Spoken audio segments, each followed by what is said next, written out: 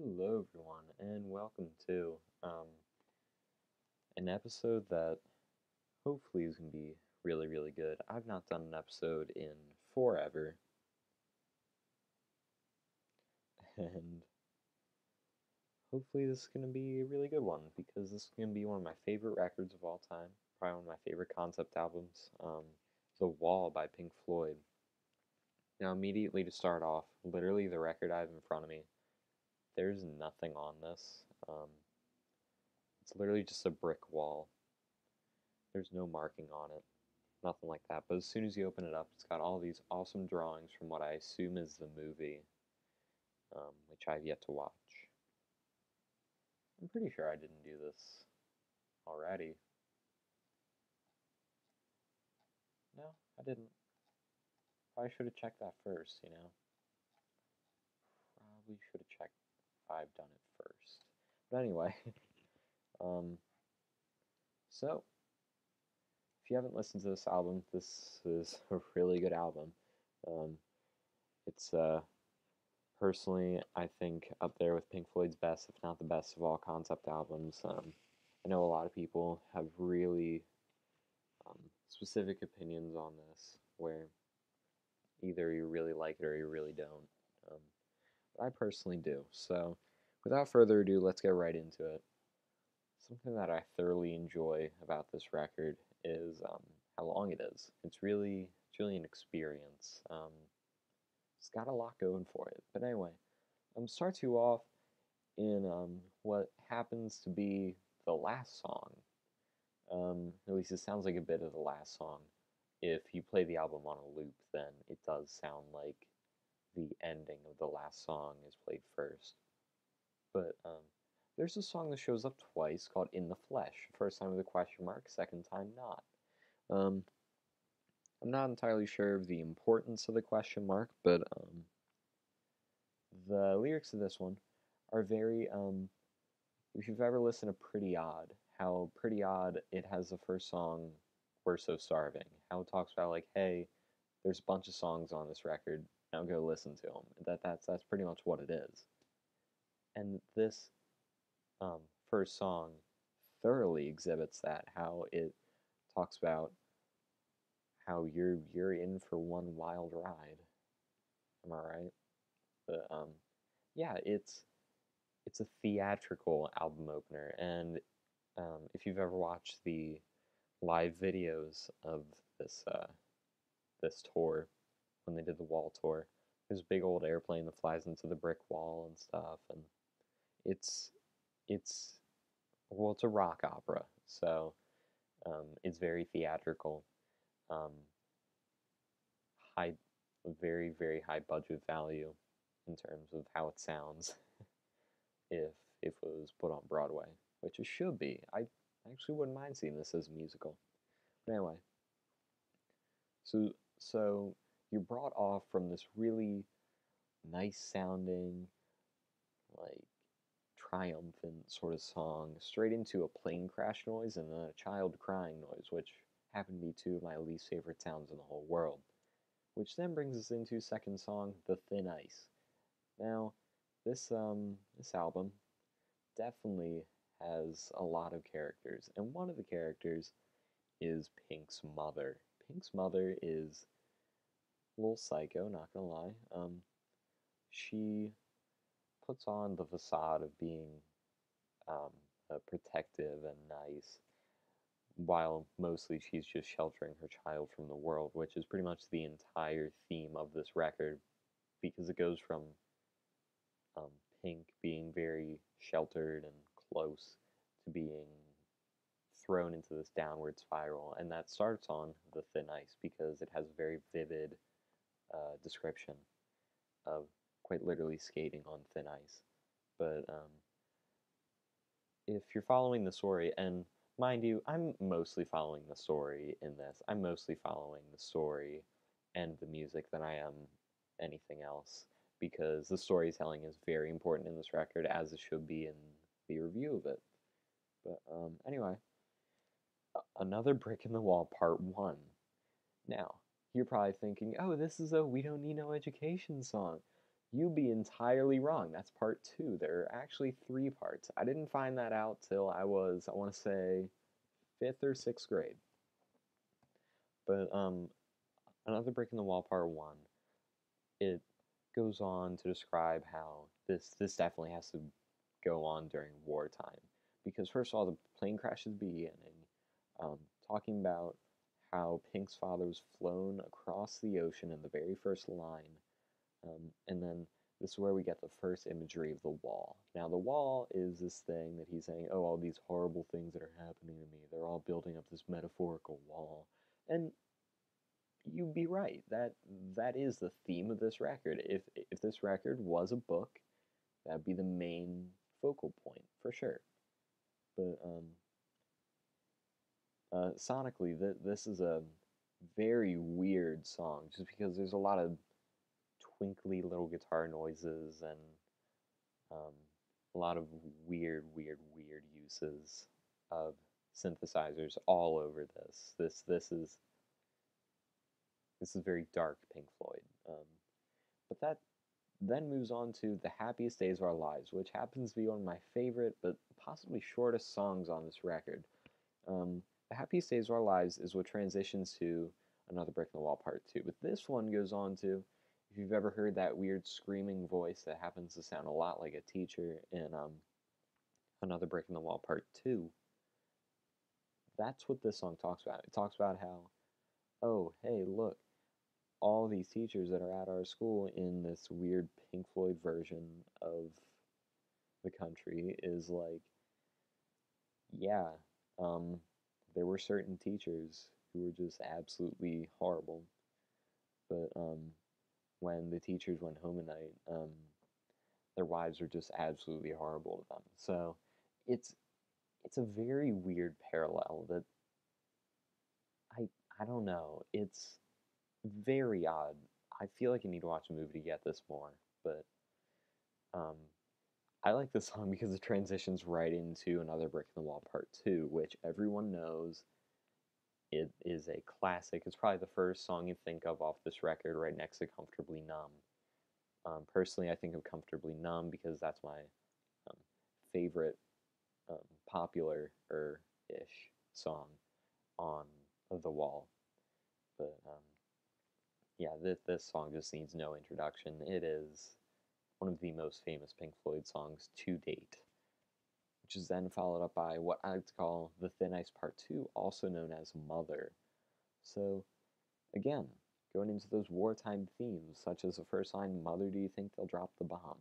Obviously, talking about some sort of fascist people, because I would like to think this is World War II with how it is being described. Um, and I love history stuff, so that's very interesting to me. But again, it is pretty much reiterating what the Thin Ice said about Pink's mother, how she's shielding him pretty much. But this song has an amazing guitar solo near the 3/4 mark part, I want to say. And oh my gosh, it rivals the Comfortably Numb solo in my opinion. It just oozes talent. It just oozes feeling because it's like hearing what band am I trying to think of? It's like hearing Rush live as opposed to on like a recording or Dream Theater, or like a band that really does a lot of things and really feels what they're doing more than they are playing it. And getting that kind of experience in a record as opposed to a live performance is amazing. I also just realized I made a typo in the description. There we go. Gotta fix my uppercase and lowercase. Anyway, so that's side one. It leaves you off after that really, really good guitar solo and just leaves you right into this really freaky song that to me seems like this when bombing actually happens. Um, Now it doesn't list this in the lyric sheet for some reason. Either that or it's the exact other song I'm thinking of, which would suck, obviously, if I wasn't thinking of the right song. But anyway, Goodbye Blue Sky is definitely somber. It has this really interesting descending line as what would probably be the chorus, I guess, if the song really had a chorus. And it's just very sad. It's like someone coming to terms with, yeah, the war is starting, everything's going downhill from here. It's it's a song that feels like the narrator isn't really doing anything. It just feels like they're going through the motions and accepting everything. But sonically, it's a very middle of the line complexity. I see where it fits in the album. It definitely has an importance to it. Followed by a song that is not all too important all that much, but has a really cool Easter egg, Empty Spaces. Um, I've never really been too interested in this song, but this song is known for its secret message. If you play it backwards and it has a secret message, blah blah blah, we've heard this. But I mean, still, finding it out for the first time is really neat, but it doesn't serve too much of a purpose on the record other than filling up um, filling up the second side, I feel like, because the more I listen to the song, the more I don't see any importance in it.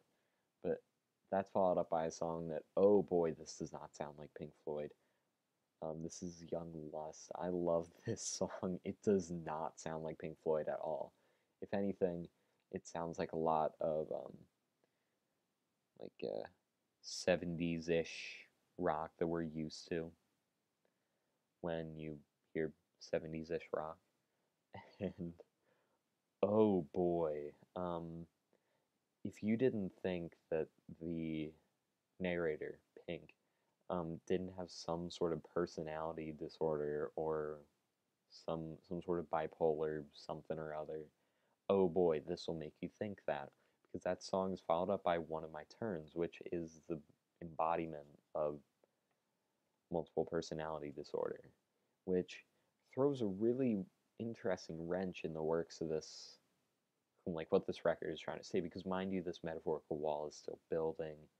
Um, at this point, I'm just going to guess and say he's in late teens, early 20s, I want to say. But he has an apartment, I'm pretty sure. At least that's what it sounds like. But anyway, but still, One of My Turns is um, it is, oh my gosh, it just flip flops between super happy, or no, it starts off like kind of somber, almost like I can't think of what that other song is called. I'll come to it eventually. Pretty sure it's Vera. It sounds a lot like Vera to me. But anyway, it starts off slow and somber, then it gets like starts to pick up. Kind of sounds like Young Lust, but with like a softer voice, because there's definitely a harsh kind of aggression in his voice in the last song, but not here. But then that slowly goes into, oh geez, is he breaking stuff in the background? Because um, if you listen to this song, you'll hear that there is a lot of glass breaking noises towards the end, as if he's going from this really sad, down on himself mood to middle of the road, like, please help me, I'm trying to help myself, to, um, oh my gosh, I'm breaking stuff, to, why are you leaving? Which then brings me to Don't Leave Me Now, which is what I think starts the downward spiral of our protagonist, to sound fancy and English essay-ish. But this is actually a really neat song. I thoroughly enjoy this one. It's not one I would listen to by itself. There aren't a lot of songs I can say that about for this record, but that doesn't necessarily mean it's bad. It just needs setting up, and a lot of good things need setting up. But um, this whole song, it's very somber again. Like it takes one of my turns and just only takes the first part and makes it even more somber. It's very telling of what's about to come, which is another Brick in the Wall Part 3, which, followed by more breaking stuff noises, another Brick in the Wall Part 3 is Pink saying to himself, I don't need anyone, I see myself, and which then brings us to what I like to think is where the wall starts to really possibly close in, which is Goodbye Cruel World, which is feels feels like a poem almost. It's very short. It's a very short song. It says it says goodbye a lot. Again, it keeps bringing back the beginning of One of My Turns or Don't Leave Me Now. Um, the one complaint I have is that they draw on that exact feeling, that exact emotion multiple times throughout this record, and it's well placed. It just just maybe a little tweaking here or there would have been nice just to keep like a fresh somber mood. Though I feel like at the same time that's what they were going for like the like monotonous feeling of the sad things that Pink is feeling during this record. But anyway, that is the first of two records in The Wall. Um, side three, I'm pretty sure. Oh, I forgot about Hey You. Wow, I'm dude. How did I forget about Hey You? That's just sad. Um, Hey You is an amazing song, just absolutely amazing. Um, I love this song to death. I forgot it existed. Um, and again, it's talking about the wall more and how it's like, don't actually build it. That's bad. That's when you become antisocial for the rest of the record. And Pink's like, nah. But if I'm correct, this song has another guitar solo, just like your typical Pink Floyd, like progressive rock solos, and they're all so good. They're all just so amazing and soaring and just full of complexity and knowledge of the material. It's just so good. Just I I've no other words. It's just good. But Hey You is definitely a fitting introduction to side 3, which is followed by then Empty Spaces Part 2, also known as Is There Anybody Out There? I have the lyric sheet right in front of me. The only words are Is there anybody out there? That's it. But as opposed to Empty Spaces, I actually like this song.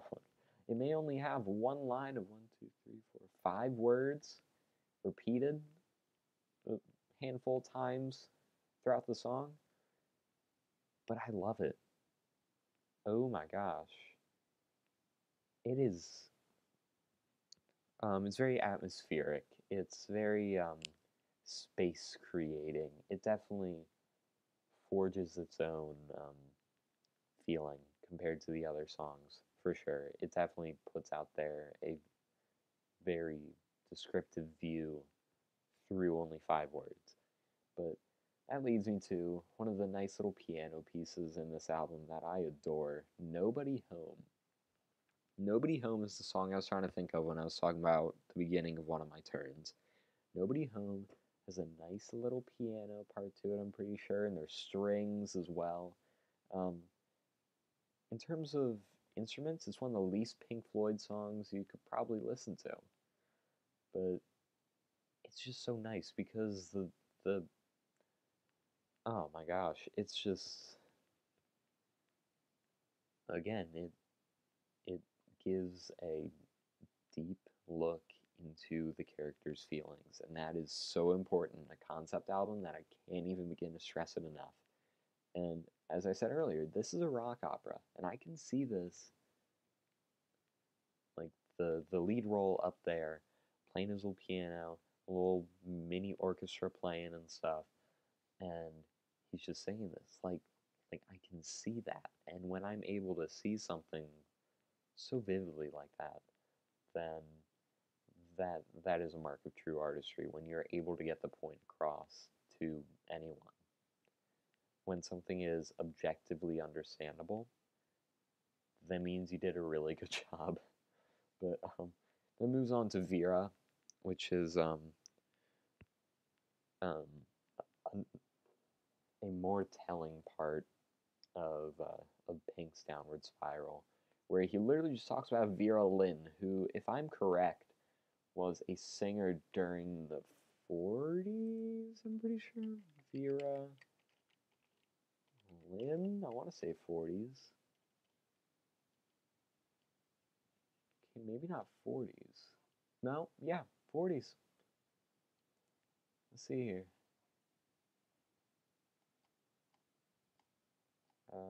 Post-war career, yeah. 1943, she appeared in the movie We'll Meet Again, but also she began her own radio program, recorded the popular song of the same name of her movie. Yep, she was a singer during the 40s, which again leads me to believe this is during World War II or after it. History stuff is important and interesting, especially in music. But anyway, that's followed up by a little march number called Bring the Boys Back Home, which sounds like, well, again, if we're talking about the war again, if you know anything about wars, generally the people back home don't want their boys out too long. So they say, bring them back home. And this little number is an interesting little marching sounding piece. It kind of sounds like a march, but it's really not. Um, it sounds like a parade, sort of, in the background there, but it's very short. But then that immediately goes into one of the best songs on the record, if not the best, Comfortably Numb.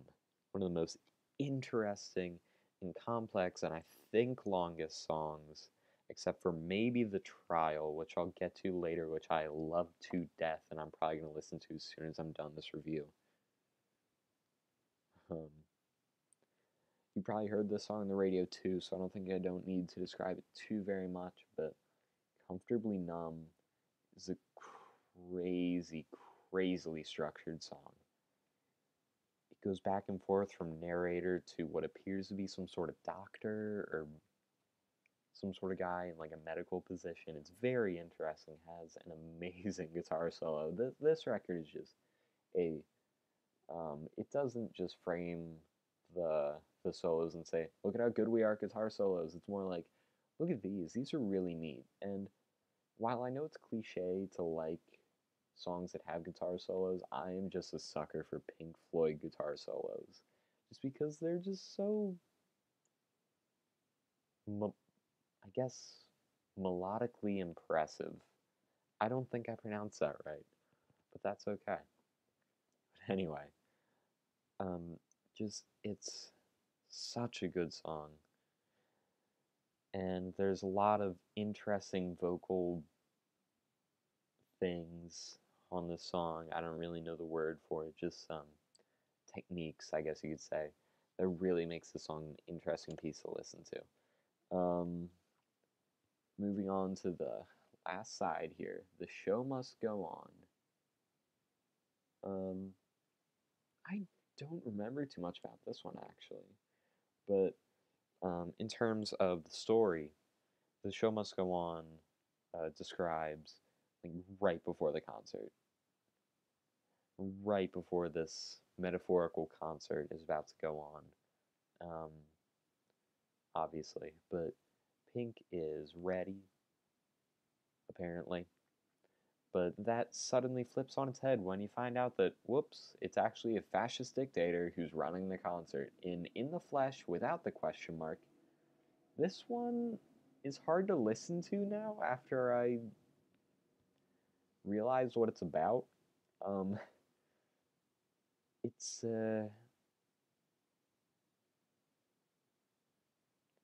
um, to say the least, is not the nicest song.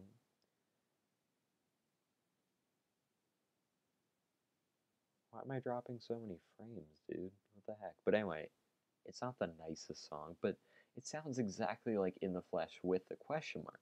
The only difference is that it's sung by a fascist dictator who hates every demographic. So you can imagine how that one goes. But still, it's a very interesting listen, especially now with the political climate, but still, I actually kind of like this song.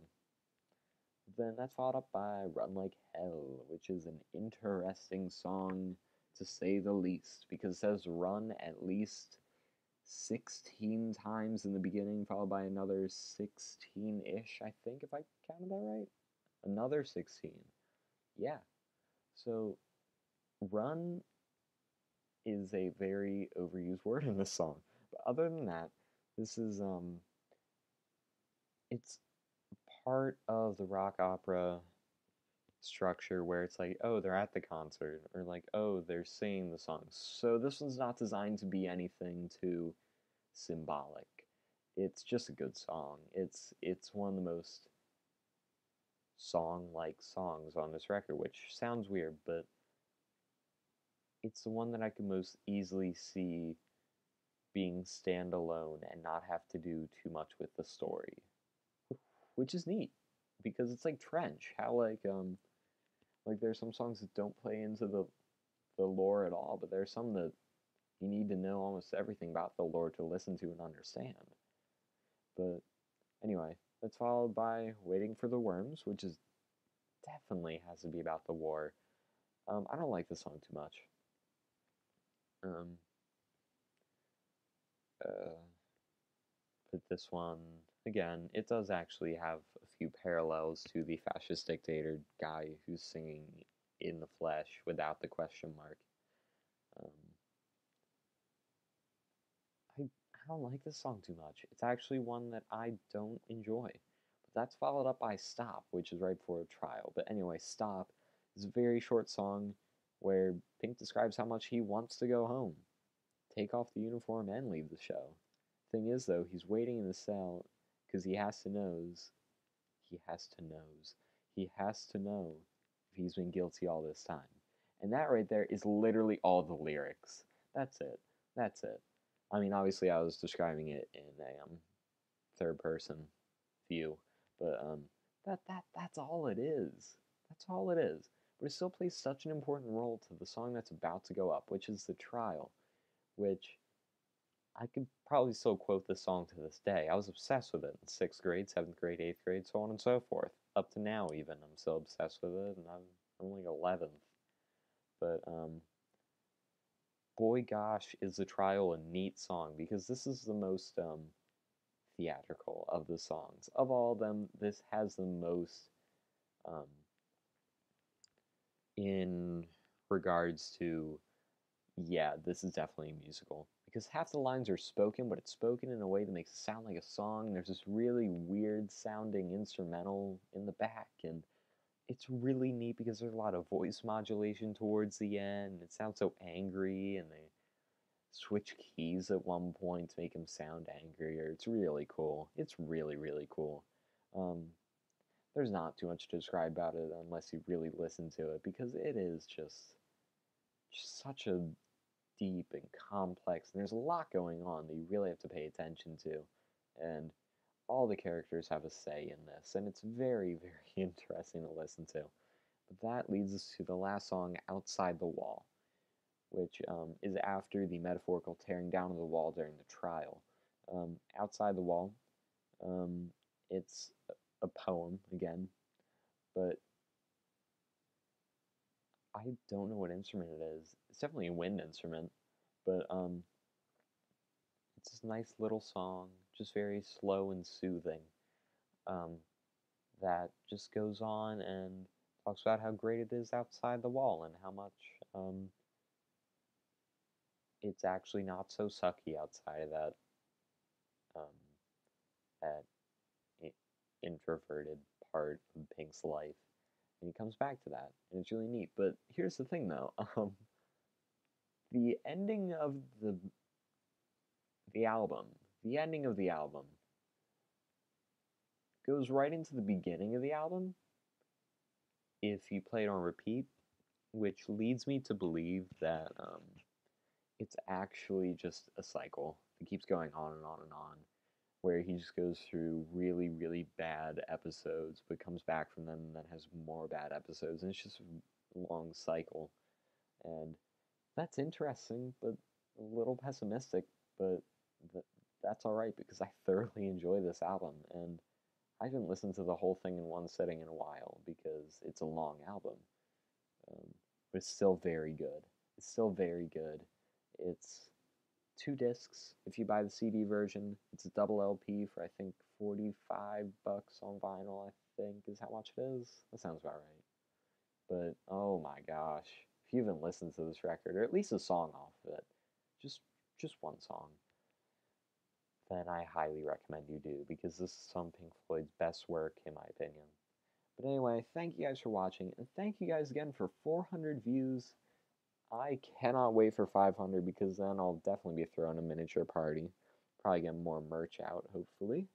But anyway, thank you guys so much for listening to my review slash description of The Wall. And find me some more music to listen to because kind of at a loss right now, other than Weird Drone. Anyway, um, yeah, it's been fun. Thank you guys again for 400 views, and I cannot wait to do another video like this. I miss doing this. I haven't done one since Trench came out, and hope to see you guys soon. Thank you again, and this is Vinyl the Show podcast signing off. See you guys later.